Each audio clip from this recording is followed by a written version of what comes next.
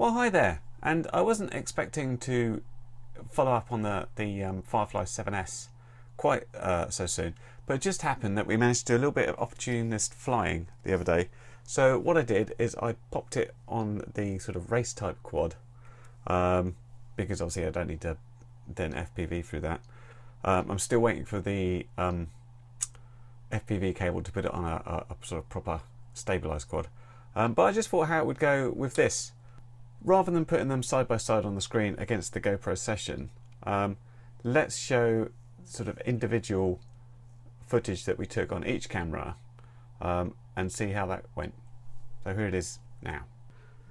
So as you can see, it's quite a lovely sunny clear day, but absolutely freezing. So I'm really glad that these little 4S batteries don't last very long, because frankly my fingers don't last this long. Anyway, we're off and running, and would you believe it, but this is actually the 7S footage I've put up first. This is in 1080p 60, and there's one or two problems with the mounting. I found out that the little spongy bit that tends to work with the Session, because it's already in a sort of little padded case, and because it's square, it's easier to lean back. There's a little bit more movement in the shape of the camera on the 7S. And it pushes the sponge down a bit, which means it's not quite pointing up as much as I want it to. Obviously the angle is slightly narrower than the GoPro as well, so you've got a little bit more facing to the ground than I would like, certainly. But yeah, we were pretty impressed with this. The colour's quite nice, the frame rate seems to be a lot better. I think with all cameras you tend to get it performing much better in good conditions, and this is nice light, so bear that one in mind. When I was in the garden, it was quite dark and dank, the sun was just coming up, it didn't look half as good, but this on a quad, although the form factor for it's not very good, but you know, I'm pretty happy with the footage here, I have to say. So as the comparative footage, here's the Session, and to be fair, I still haven't got this leaning up as much, but you can see the wider angle, and I can even see a bit of the props on the extreme left and right bottom corner now. I would say we've got a generally smoother footage, coming from the fact that the mounting's a bit more secure.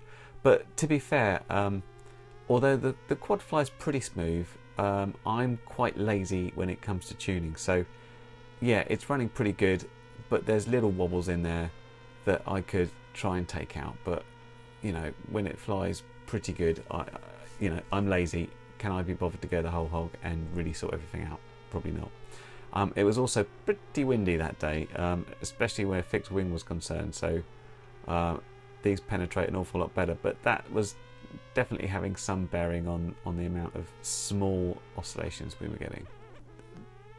Yes, it looks better, but there's not this massive difference that I noticed when we were in sort of a bad light situation. So again, you know, I was quite impressed with the footage we got from the 7S on this one. Now for this last clip, because people seem to be interested in the gyro, I put the gyro on and tried a flight. Somehow though, I managed to knock it into 1080p 30, which is obviously not great on the frame rate. And because it seems zoomed in, because it's narrowed the area up so it can sort of digitally stabilize the footage, it's even more prominent about pointing to the ground. That said, it doesn't look better than the non-gyro footage. In fact, I think it looks a little worse, but this could be down to the frame rate. But I will attempt to go out and redo this, especially at least since I'm intending to put these on the sort of proper grown-up quad, as it were, the stabilized gimbal, and see how it goes. I don't think it's a mode that I'm particularly interested in. I tend to think my stabilization needs to come from having a smooth flying quad rather than trying to do it digitally on the camera. But because people seem to be quite interested in it from a general point of view, I've added this in here. But obviously I'll reshoot this bit. I'll try and put it back on this quad with a better mount, as well as going on the camera quad. So yeah, there's going to be a part 3 can you believe, not just a part 2.